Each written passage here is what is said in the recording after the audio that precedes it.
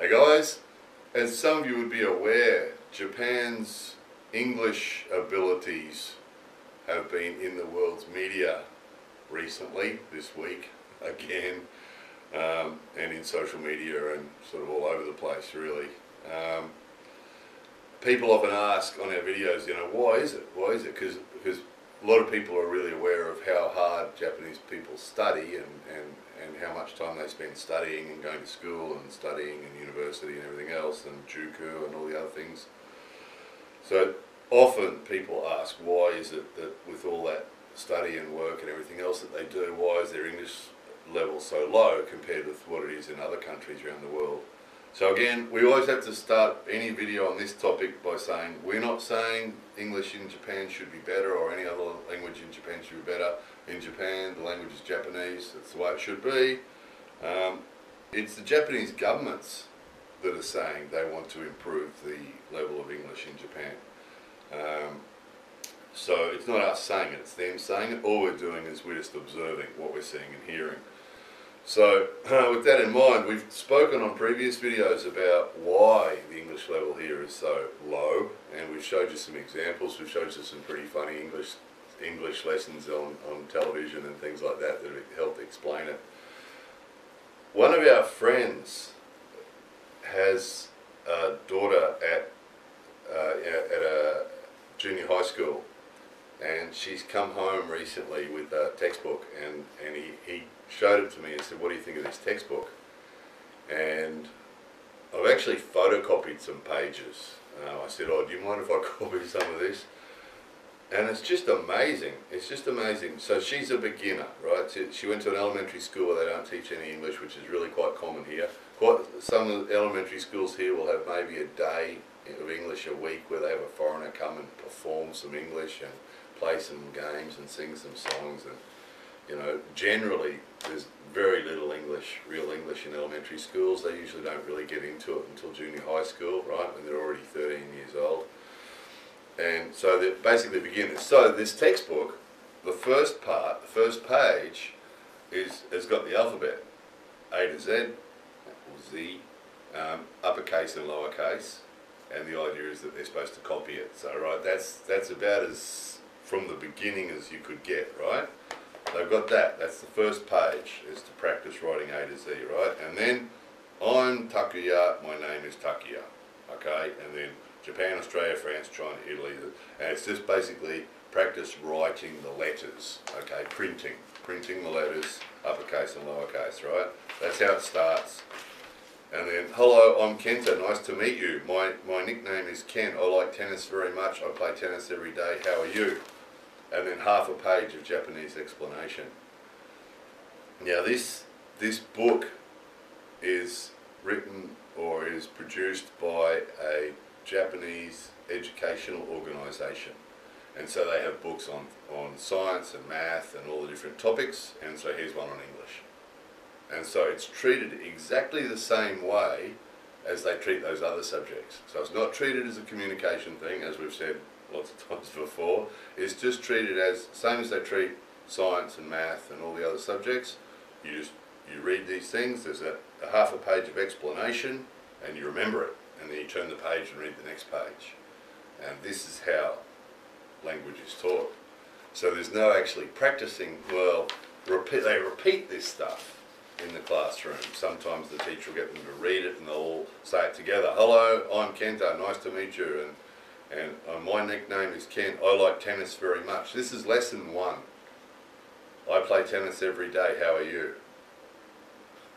Right. I'm fine, nice to meet you too. My name is Emily, I'm from Australia, I like volleyball. So they're just supposed to memorise all this, right? With no real practice of it or relevance or anything. It's just memorising. Lesson 2. What do you have on Monday? What do you have on Monday? I have math, English and PE on Monday. What subject do you like? I like English. How about you? I like English too. What is your favourite subject? I like math. I don't like math very much. And half a page of Japanese explanation to explain all that. So it's those of you who've learnt a second language would recognise straight away that this is not the way that language is learnt. This is just, this might work for math, or it might work for something, well, probably wouldn't work for math. Just here's this pattern, here's this English, memorise this, with no real depth explanation to any of this. There's no, trying to remember this. Those of you, well, actually there'll be a lot of you guys who are listening to this who learnt English as a second language, right? And so you guys would recognise, that's lesson 2. That's lesson 2. What do you have on Monday? I have math, English and PE on Monday. What subject do you like? I like English. How about you? I like English too. What is your favourite subject? I like math. I don't like math very much. Right? That's the conversation. Just memorise that, Lesson 3. That is a cool bicycle. I want the bicycle for my birthday. When is your birthday? It's August 10th. Really? My birthday is August 1st. What do you want for your birthday? I want a soccer ball. Do you play soccer? Yes, I do. Right. Lesson 3. So we've gone from writing ABC for the first time, A to Z for the first time, to that in 3 lessons, which those of you who learn a second language will know that's just not going to work, is it? And it just goes on like that. Lesson 4 is another huge jump as well. What sport do you play? I play volleyball. I like it very much. Can you play volleyball well? Yes, I can. I want to go to Italy and play volleyball. Great. How about you? Do you like sports? Yes, I do. I'm good at swimming. I can swim very fast. I like swimming too. Lesson 4. The 4th lesson, from writing ABC in the first lesson to that in the 4th lesson. So it's just, and we've showed you textbooks on previous video quite a while ago, but we see this all the time, because it's quite common. Friends and family members and people like that are given, they start elementary school and then they'll start junior high school and then start high school or whatever, and they have a textbook, and quite often they'll say, what do you think of this? What do you think of this? Or they'll have, the adults will often have things like speed learning or these other systems and programs and things that they have, technology, what do you think of this, I told you about the dentist recently, our friend that had an automatic translator. What do you think of this? And it's just terrible. And it was really hard because this guy showed us this book and I was like, you've got to be joking. That's, this kid's going to go, this 13-year-old is going to go from writing the ABC for the first time to lesson 4. That was lesson 4. And it's just not, it's not going to be relevant. It's not going to have any meaning, all this stuff. Lesson 5. Hi Tom, welcome to Japan. We have many festivals in Japan. In spring we have Dolls Festival. It's in March. Do you have Children's Day too? Yes, it's in May. What Japanese event do you like? I like fireworks. Why do you like fireworks? It's exciting. And because then there's that little conversation, and then again half a page of explanation in Japanese, which, Anyway, let's jump ahead to lesson 18. Lesson 18. Mike, we have the Olympic and Paralympic Games in Tokyo in 2020. Yes, what do you want to watch, Kumi? I want to watch tennis on TV. Why? It's very exciting. Do you want to play tennis? Yes, I do.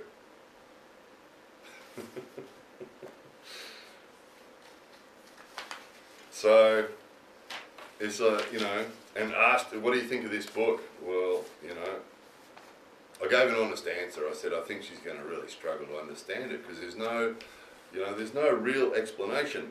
Really that Japanese explanation is just a translation. This means this means this, this means this. It's nothing more really than a translation.